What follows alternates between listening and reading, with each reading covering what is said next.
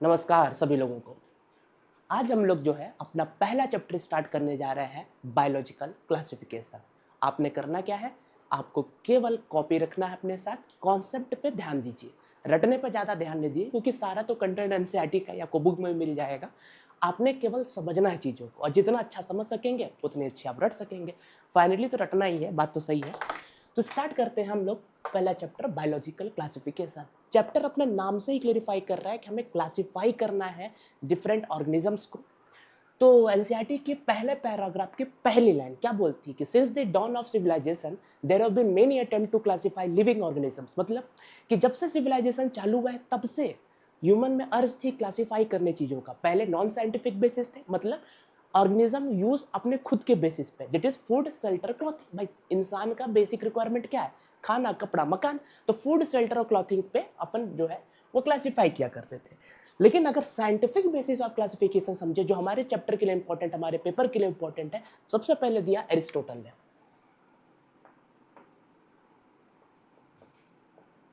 Aristotle साहब ने। अभी चैप्टर शुरू हो रहा है तो मैं आपको पहले ही बता दूं, खेल किस चीज का है, मुद्दा है हमारा बेसिस पे, हमारा पर्सपेक्टिव पे, कि हम लोग क्लासिफाई किस पर्सपेक्टिव के आधार पे कर रहे हैं, किस बेसिस पे कर रहे हैं। अभी थोड़ी नॉलेज, अभी जैसे एकदम शुरू की बात है तो अभी हमारे पास नॉलेज कम है, लेकिन जैसे जैसे माइक्रोस्कोप का इन्वेंशन होता है, चीजें बढ़ती जाती है, वैसे वैसे क्लासिफिकेशन का बेसिस बढ़ता है, तब हम लोग और अच्छे से क्लासिफाई कर पाते हैं। तो सबसे पहले एरिस्टोटल ने अपना क्लासिफिकेशन दिया था। एरिस्टोटल ने क्या किया, सिंपल इन्होंने प्लांट को भी और एनिमल को भी, दोनों को इन्होंने क्लासिफाई किया था। लेकिन खेल किस चीज का है, खेल है बेसिस का।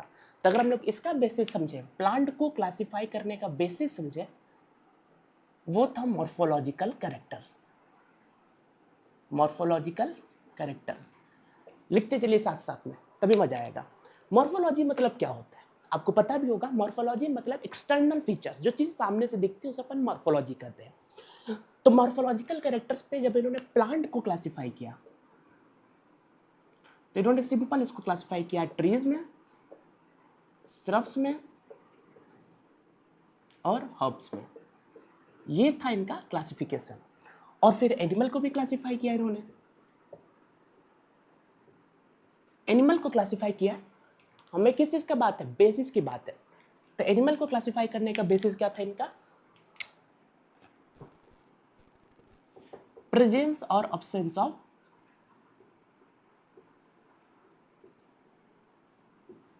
Red bloods.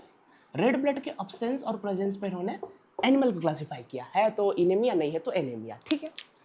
ये था सबसे पहले क्लासिफिकेशन, सबसे बेसिक क्लासिफिकेशन जो साइंटिफिक बेसिस पे था। फिर दूसरा, अब इसको लिख लीजिए अच्छे से। फिर दूसरा जो क्लासिफिकेशन आता था वो था two kingdom classification. Two kingdom classification किसने दिया था, कैरोलस लिनियस ने। फिर आता है to kingdom classification.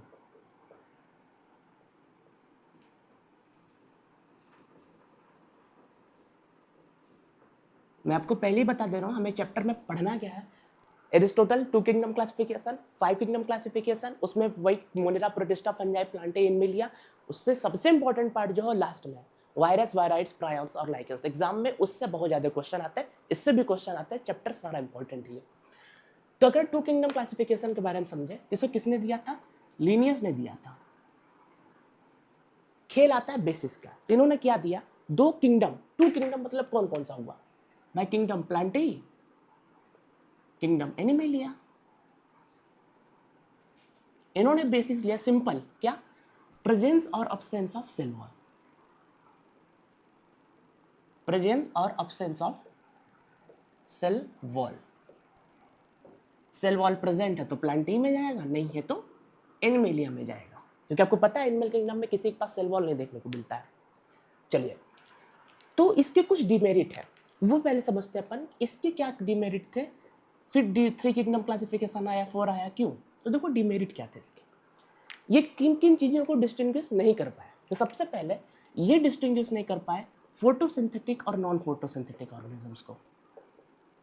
Photosynthetic and non photosynthetic organism. देखिए वीडियो में छोटा बनाऊंगा, 28-30 मिनट का वीडियो रहेगा, 4-5 पार्ट भले रहे ताकि आपको पढ़ने में आसानी रहे, ठीक है। तो फोटोसिंथेटिक और नॉन फोटोसिंथेटिक जो था उन्होंने डिस्टिंग्विश नहीं कर पाया। इसका मतलब जैसे फोटोसिंथेटिक में एग्जांपल ले लो ग्रीन एल्गा, ग्रीन एल्गी हो गया। नॉन फोटोसिंथेटिक में ले लो फंजाई। इनके हिसाब से ये दोनों किंगडम प्लांटेई में रहने चाहिए, लेकिन ये तो फोटोसिंथेसिस करता है, ये तो हेटेरोट्रॉप्स है। ठीक है, तो बात ये होगी। दूसरा क्या इन्होंने किया, यूनिसेलुलर और मल्टीसेलुलर, इसके बीच में कोई भी डिफरेंशिएशन नहीं कर पाया उन्होंने, इसका तो नाम ही नहीं लिया। तो यूनिसेलुलर और मल्टीसेलुलर जैसे क्लेमाइडोमोनास और स्पायरोगायरा। ठीक है, ये कुछ ऐसे बेसिस थे जिसपे इन्होंने जो है कोई काम नहीं किया, तो कोई डिस्टिंग्विश नहीं कर पाया। ऐसी बात नहीं है कि इन्होंने, इनको पता था ये चीजें हैं, वही बताया ना, जैसा जैसा एडवांसमेंट बढ़ता जाता है वैसे वैसे जो है क्लासिफिकेशन की बेसिस बढ़ती जाती है, फिर नई नई चीजें आना शुरू हो जाती है। ठीक है, ये कुछ बेसिस थे जिसपे ये टू किंगडम क्लासिफिकेशन, और मैं आपको बता दूं कि टू किंगडम क्लासिफिकेशन बहुत लंबे समय तक यूज किया गया था, बाद में इसको बंद कर दिया गया। फिर आता है थ्री किंगडम क्लासिफिकेशन और फोर किंगडम क्लासिफिकेशन। लेकिन थ्री किंगडम और फोर किंगडम आपके सिलेबस में नहीं है, लेकिन मैं कुछ बताना चाहता हूँ, तो उसके लिए पहले मैं आपको यहाँ में दिखा दूं थ्री किंगडम। देखिए, और एनसीईआरटी क्या लिखती है, ये जो कैरोलस लिनियस का प्लांटेई और एनिमिलिया है, ये कभी खत्म नहीं होता, चाहे फाइव किंगडम में आ जाओ, ये दोनों इंक्लूडेड है। तो थ्री किंगडम में क्या नया आता है वो मैं समझाना चाहता हूँ। देखिए, प्लांटेई तो कांस्टेंट है, जो पहले पता चल गया, एनिमिलिया भी कांस्टेंट है, इसमें प्रोटिस्टा ऐड हो जाता है, प्रोटिस्टा इसमें ऐड हो जाता है, अंश हैकलनेस हो जाता है थ्री किंगडम में। फिर आता है four kingdom. Four kingdom classification में एज यूजुअल देखिए, प्लांटेई है ही है, एनिमिलिया है ही है, क्या ऐड हो जाता है, प्रोटिस्टा भी है, पहले से पता चला, ऐड क्या हो गया, मोनेरा।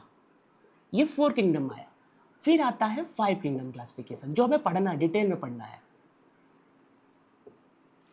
तो फाइव किंगडम में क्या आता है, मोनेरा, प्रोटिस्टा, फंजाई, प्लांटेई और एनिमेलिया। मतलब ऐड क्या हुआ नया, फंजाई ऐड हुआ, और जो प्रॉपर डॉक्यूमेंटेशन किया गया था किंगडम फंजाई को, वो आर.एच. विटेकर ने किया गया था। ये मतलब मैं बताना चाहता हूं इससे कि Monera, protista five kingdom classification में पहली बार नहीं लाया गया था, ये थ्री किंगडम से शुरुआत हुई, फोर किंगडम में था, फिर इसको साथ में इंक्लूड किया गया था। ये बात सही है, लेकिन ये खोजा नहीं गया था मोनेरा प्रोटिस्टा इसी समय पे, ये बात इंपॉर्टेंट है। ठीक है, तो ये हो गया सारी चीजें। अब हमें फाइव किंगडम, ठीक है, अब ये जितनी भी क्लासिफिकेशन मैं आपको बेसिस बताता चलूंगा, आपको क्लेरिफिकेशन और बढ़ेगा। इस पे सिंपल बेसिस ये था। अब अगर हम लोग फाइव किंगडम क्लासिफिकेशन की बात समझे,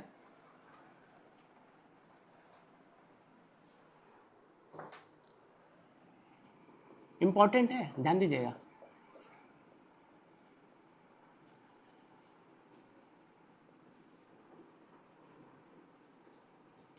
ये किसने दिया था, फाइव किंगडम क्लासिफिकेशन किसने दिया था, आर.एच. विटेकर ने दिया था। तो given by R H. Whittaker, year था 1969, मतलब बहुत रिसेंट में ये। ठीक है, इसमें मोनेरा, प्रोटिस्टा, फंजाई, प्लांटेई, एनिमिलिया, ये पांच हमारे किंगडम थे जिसमें जोड़े गए थे। और इसका बेसिस, सबसे वही बात बताया ना कि बेसिस इंपॉर्टेंट होता है, सारा खेल ही बेसिस का है। तो बेसिस का क्या ले गया था, सेल स्ट्रक्चर, लिख लो, नीट का सवाल है ये, body organization,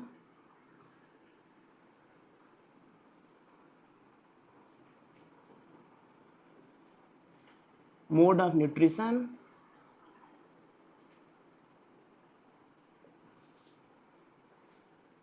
mode of reproduction,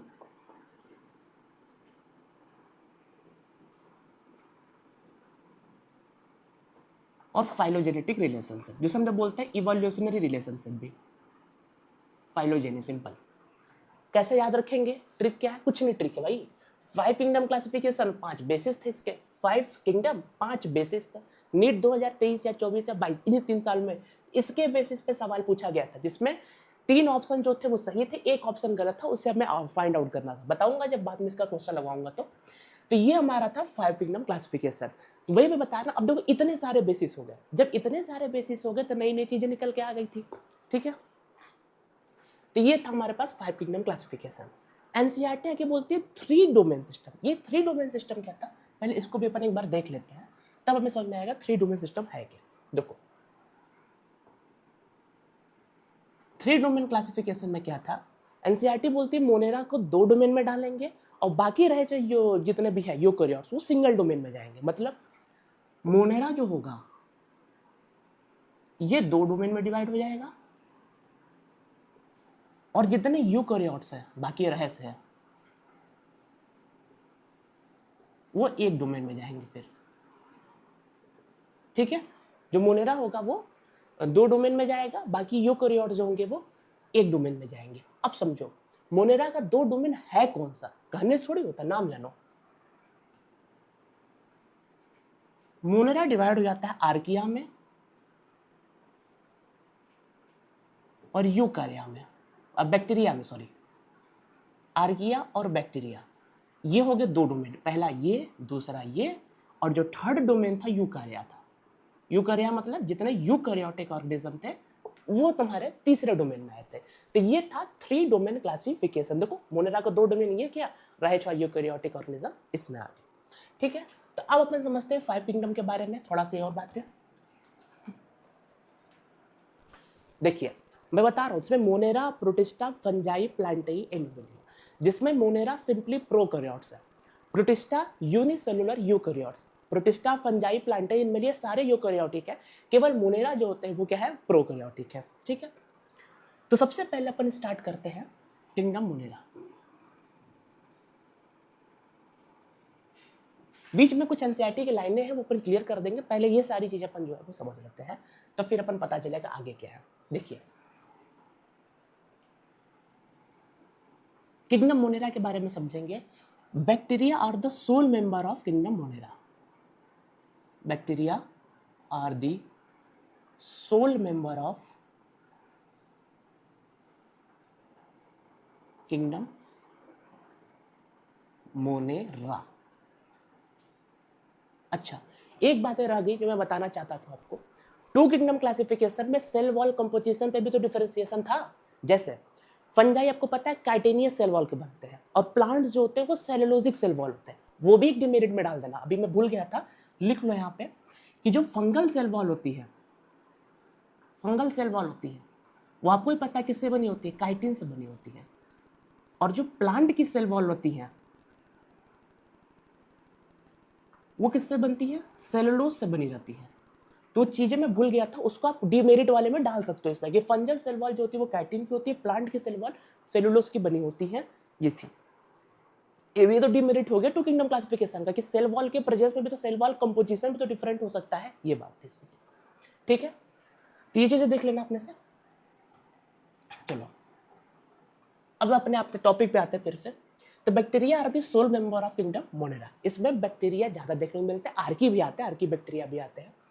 तो मैं बता दूं, अगर बैक्टीरिया का बात चली रहा है तो बैक्टीरिया की डिस्कवरी किसने की थी, एंटनी वॉन ल्यूवेनहॉक ने 1676 में, क्योंकि उन्होंने फिर माइक्रोस्कोप बना। देखो बैक्टीरिया तो भाई शुद्ध शुद्ध माइक्रो ऑर्गेनिजम्स होता है, माइक्रो ऑर्गेनिज्म मतलब can not be seen bye naked eyes.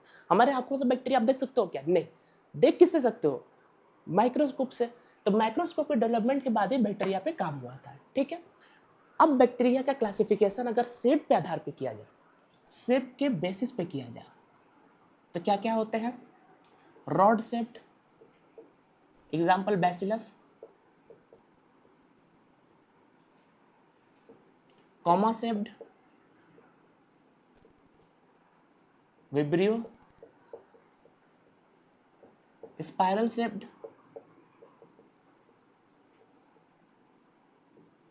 Spirillum, और फिर वो spherical shaped,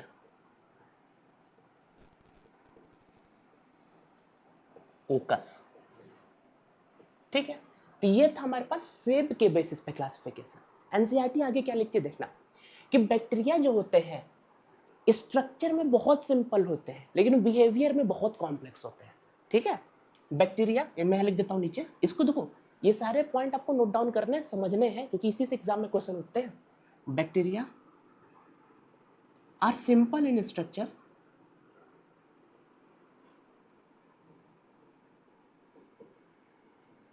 but complex in behaviour, but complex in behaviour, behaviour में बहुत कॉम्प्लेक्स होते हैं। एक लाइन और आपके लिए इंपॉर्टेंट है, वो देखो, दे show extensive metabolic diversity.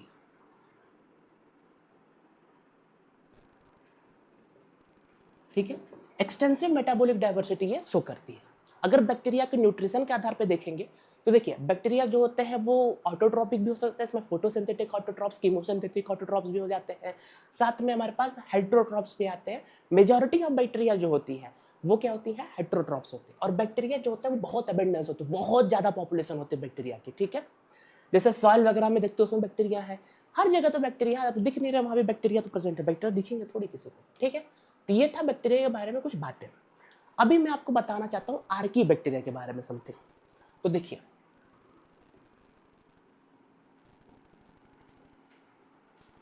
Recently Archie bacteria के ऊपर काम चल रहा है, बहुत ज्यादा आर्की बैक्टीरिया के बारे में नहीं जानते हम लोग क्योंकि वो एक्सट्रीम इन्वायरमेंट में देखने को मिलते हैं। ये जो आर्की बैक्टीरिया होते हैं ना, ये एक्सट्रीम इन्वायरमेंट में आपको देखने को मिलते हैं। कहाँ पे? एक्सट्रीम इन्वायरमेंट में। इसलिए अपन आर्की को एक्सट्रीमोफाइल्स भी कहते हैं, एंसेटिमली मैं बता रहा हूँ, इसको आर्की बैक्टीरिया को एक्सट्रीमोफाइल्स भी कहा जाता है क्योंकि ये एक्सट्रीम इन्वायरमेंट में देखते हैं। अंटार्कटिक वगैरह में जाओगे तो जहाँ टेम्परेचर बहुत ज्यादा कम है वहां देखने को मिलते हैं कुछ एक्सट्रीम इन्वायरमेंट, जैसे हेलोफाइल्स। हेलोफाइल्स बोले तो सॉल्टी एरिया से मिलते हैं। थर्मोएसिडोफाइल्स,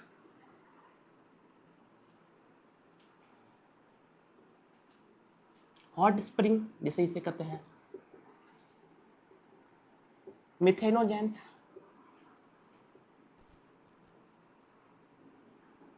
मार्सी एरियाज में। और ये जो मिथेनोजेंस होते हैं ना, ये रूमिनेंट एनिमल से काउ बुफेलो हो गए, उनके गट्स में देखने को मिलते हैं। वहां पे जब आते हैं तो वो गोबर का प्रोडक्शन करता है, वो बायोगैस में रिच होता है। बात क्या इंपॉर्टेंट है कि अगर हम लोग आर्की बैक्टीरिया और बैक्टीरिया अलग अलग पढ़ रहे हैं तो इनमें कुछ तो डिफरेंस होगा क्योंकि नॉर्मल बैक्टीरिया बहुत ज्यादा एक्सट्रीम एनवायरनमेंट में नहीं देखने को मिलता है लेकिन ये देखने को मिलता है।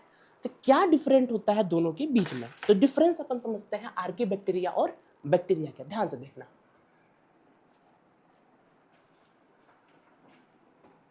अगर हम लोग बैक्टीरिया का सेल वॉल कंपोजिशन, डिफरेंस क्या होता है? बेसिकली सेल वॉल कंपोजिशन का डिफरेंस होता है। ठीक है, आर्की बैक्टीरिया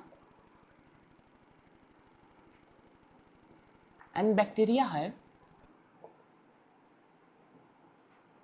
डिफरेंस इन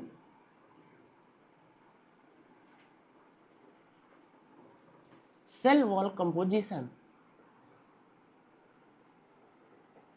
और ये जो अलग टाइप के सेल वॉल होती हैं यही आर्की बैक्टीरिया को एक्सट्रीम एनवायरनमेंट में रहने के लिए मदद करती हैं। जैसे अगर हम लोग नॉर्मल बैक्टीरिया की बात करते हैं, जैसे हम लोग अगर नॉर्मल बैक्टीरिया की बात किया जाए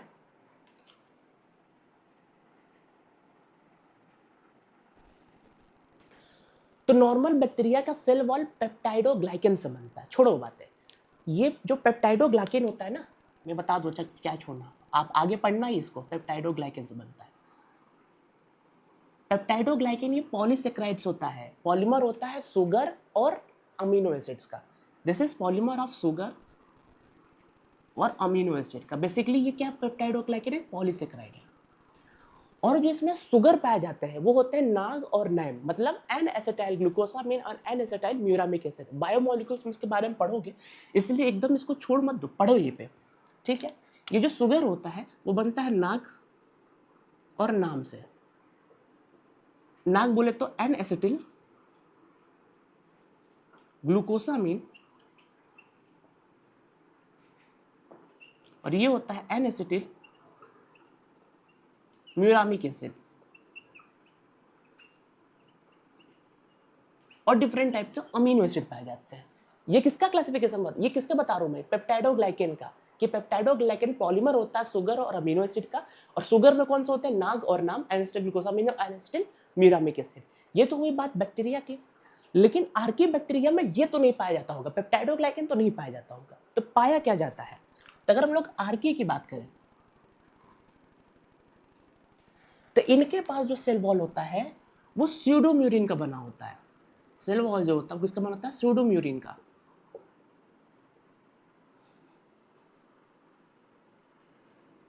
स्यूडोम्यूरिन का इनका सेल वॉल होता है। एक्चुअली स्यूडोम्यूरिन भी एक पॉलीसेक्राइड ही होता है, स्यूडोम्यूरिन भी एक पॉलीसेक्राइड ही होता है, लाइक दिस पेप्टाइडोग्लाइकन। सिमिलरिटी भी होती है लेकिन डिफरेंस होते हैं, ऐसा नहीं होता है कि डिफरेंट होती है दोनों चीजें, ठीक है। तो पेप्टाइडोग्लाइकन का सेल वॉल बैक्टीरिया में देखने को मिलता है, वही आर्की में स्यूडोम्यूरिन देखने को मिलता है। इसी की प्रेजेंस की वजह से आर्की बैक्टीरिया अपने आप को बहुत ज्यादा एक्सट्रीम एनवायरनमेंट में देखने को मिलते हैं। अभी आर्की बैक्टीरिया पर रिसेंटली काम चल रहा है बहुत ज्यादा, अपन आर्की बैक्टीरिया के बारे में बहुत नहीं जानते कि बहुत ज्यादा मतलब अलग अलग डाइवर्स एनवायरनमेंट में ये देखने को मिलते हैं, ठीक है। अब बैक्टीरिया अगर हम लोग आगे बात करें तो एक टॉपिक आता है यू बैक्टीरिया। एक टॉपिक क्या आता है, यू बैक्टीरिया। यू मतलब होता है ट्रू बैक्टीरिया, ठीक है।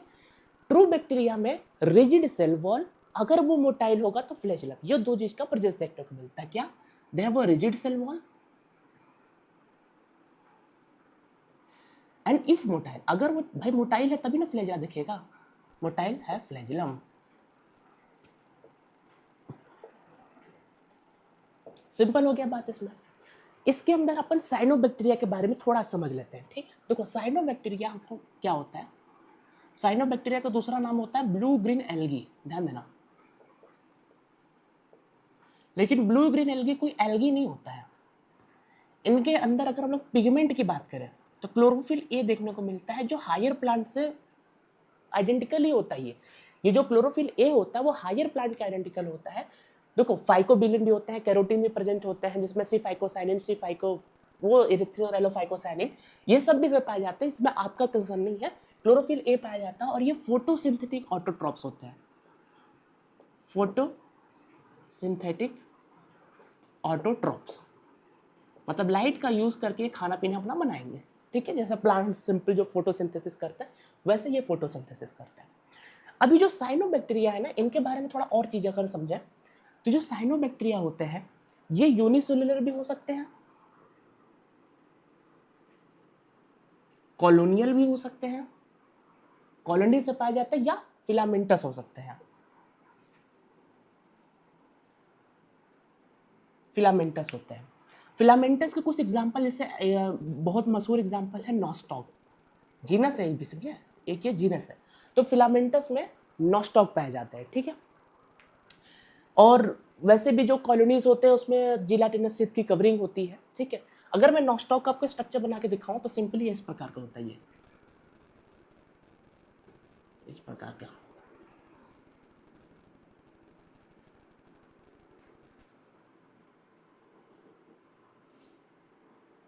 और इसी में जो होता है ये हेट्रोसिस्ट देखने को मिलता है। इसके अंदर क्या होता है, ये हेट्रोसिस्ट। एक्चुअली होता क्या, साइनोबैक्टीरिया जो होते हैं वो नाइट्रोजन फिक्सेशन में मदद करते हैं। तो जो अगर वो नाइट्रोजन फिक्सेशन कर रही है तो स्पेशलाइज सेल प्रेजेंट होता है, वो होता है हेट्रोसिस्ट, जो कि नाइट्रोजन फिक्सेशन में मदद करता है, ठीक है। साइनोबैक्टीरिया के बारे में ये बातें थी जो आपके लिए इंपॉर्टेंट है, ठीक है। और अगर उसको समझे तो अब जैसे ये फोटोसिंथेटिक ऑटोट्रॉप्स है, जैसे ये साइनोबैक्टीरिया फोटोसिंथेटिक ऑटोट्रॉप्स है। कुछ कीमोसिंथेटिक ऑटोट्रॉप्स भी होते हैं। कीमोसिंथेटिक ऑटोट्रॉप्स मतलब क्या होता है, जो इनऑर्गेनिक सब्सटेंसेस जैसे नाइट्रेट, नाइट्राइट और अमोनिया, जैसे अगर मैं कीमोसिंथेटिक ऑटोट्रॉप्स के बारे में समझें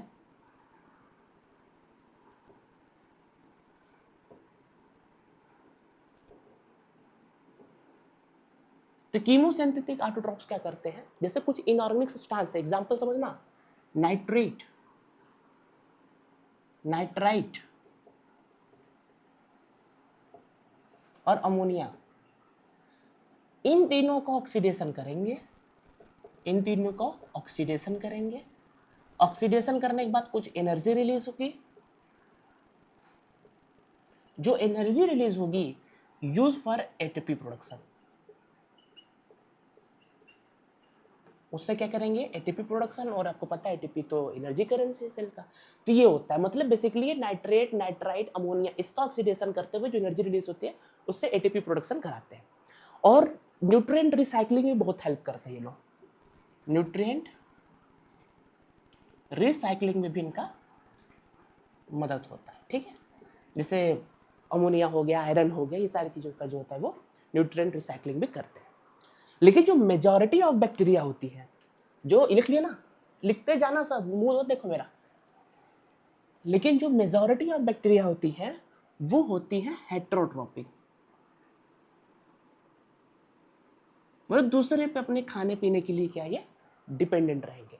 कुछ हेटेरोट्रॉपिक बैक्टीरिया बहुत ही बेनिफिशियल होता है, जैसे कर्ड बनाना मिल्क से, लैक्टोबैसिलस वगैरह, और कुछ बहुत ही खतरनाक होती है, जैसे सिट्रस एंकर प्लांट्स में डिजीज कॉज करते हैं, सल्मोनेला टाइफाइड जो टाइफाइड कॉज करते हैं, cholera, vibrio cholerae, tetanus, tetani जो होते हैं वो। तो ये सारी चीजें कुछ बहुत पैथोजेनिक भी होते हैं जो डिजीज कॉज कर रहे हैं, और कुछ बहुत फायदेमंद भी होते हैं बैक्टीरिया। तो हेटेरोट्रॉपिक बैक्टीरिया जो होते हैं इनकी मेजॉरिटी रहती है, बहुत ज़्यादा पाए जाते हैं इन सबके मुकाबले। मतलब कीमोसिंथेटिक ऑटोट्रॉप्स, फोटोसिंथेटिक ऑटोट्रॉप्स से ज़्यादा पाए जाते हैं नॉर्मली हमारा हेटेरोट्रॉपिक बैक्टीरिया, ठीक है। अच्छा, अगर हम लोग बैक्टीरिया के रिप्रोडक्शन की बात किया जाए, अगर आपको कुछ बैक्टीरिया याद रखना है, तक ना टाइफाइड, जैसे आप जब पढ़ोगे बायोटेक वहाँ पे टाइफाइड का इंपॉर्टेंस है, सल्मोनेला टाइफी, ठीक है, और विब्रियो कॉलेरी, कॉलेरा कॉज करता है। सल्मोनेला टाइफाइड का ह्यूमन हेल्थ और डिजीज में डिस्क्रिप्शन भी दिया हुआ, पढ़ाऊंगा उसको मैं, ठीक है, तो वगैरह है, और आप जानते ही हो और इस बारे में। तो अगर आप लोग रिप्रोडक्शन इन बैक्टीरिया के बारे में समझें,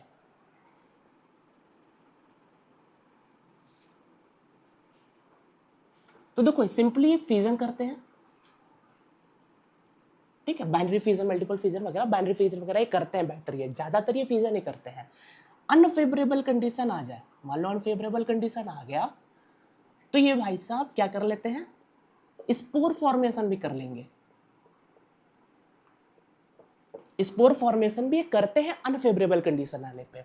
तीसरा इंपॉर्टेंट बात क्या होती है कि they perform sort, NCERT line है, they perform sort of sexual reproduction by primitive type of DNA transfer. मतलब कुछ कुछ सेक्सुअल रिप्रोडक्शन टाइप का करते हैं, प्योर सेक्सुअल रिप्रोडक्शन ही नहीं करते। क्या लिखता है, they undergo sort of SORT, sort of sexual reproduction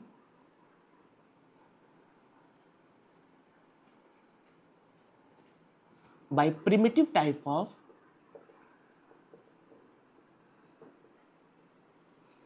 DNA transfer। Basically इसके अंदर क्या होता है, ट्रांसफॉर्मेशन, कॉन्जुगेशन, ट्रांसडक्शन, मतलब हॉरिजॉन्टल जीन ट्रांसफर होता है। कोई बैक्टीरिया अगर है वो डीएनए नहीं है उनके पास तो वो ले लेते हैं बाद में ना, तो सिंपल इसमें हॉरिजॉन्टल जीन ट्रांसफर देखने को मिलता है, हॉरिजॉन्टल जीन ट्रांसफर देखने को मिलता है, जो किस फॉर्म में रहता है, ट्रांसफॉर्मेशन, कॉन्जुगेशन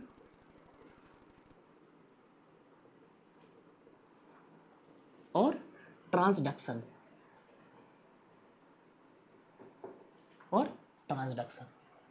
तो समझ गए ये बात।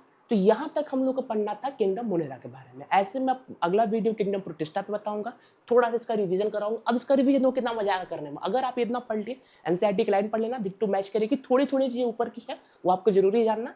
फिर उसके बाद ऐसे मैं प्रोटिस्टा बनाऊंगा, प्रोटिस्टा बाद किंगडम फंजाई हो गया, फिर वायरस, वायराइड, प्रायंस और लाइकेंस। यही बता देना हूँ, आरएच विटेकर क्लासिफिकेशन में वायरस को इंक्लूड नहीं किया गया था। क्यों? कि वायरस एक नॉन सेलुलर एग्रीगेट्स होता है, आउटसाइड द लिविंग बींग्स, उनका कोई अस्तित्व नहीं रहता है। जब वो लिविंग सेल के अंदर आते हैं तो होस्ट मशीनरी को लेते हैं, खुद के सेल का रिप्लिकेशन कराते हैं, फिर वो आगे बताऊंगा क्या करते हैं, ठीक है। इस वजह से वायरस को आरएच विटेकर क्लासिफिकेशन में नहीं रखा गया था। लेकिन एग्जाम पॉइंट ऑफ व्यू से वायरस बहुत इंपॉर्टेंट है, वायराइड इंपॉर्टेंट है, प्रायंस इंपॉर्टेंट है, लाइकेन इंपॉर्टेंट है, फंजाई भी बहुत इंपॉर्टेंट है। तो ये सब चीजों को मैं अलग अलग वीडियो बनाऊंगा, 28-30 मिनट की वीडियो रहेगी, ध्यान से देखेंगे, पढ़ेंगे, और अगर आप बोलोगे तो मैं इसका क्वेश्चन भी लगवा दूंगा पिछले कुछ 5-10 साल के, ठीक है। ये हमारा इस पे इतना काफी है। अगर कुछ छूटा रहेगा, कुछ रहेगा, अगले वीडियो में कर लेंगे। धन्यवाद, पढ़ते रहिए आप लोग।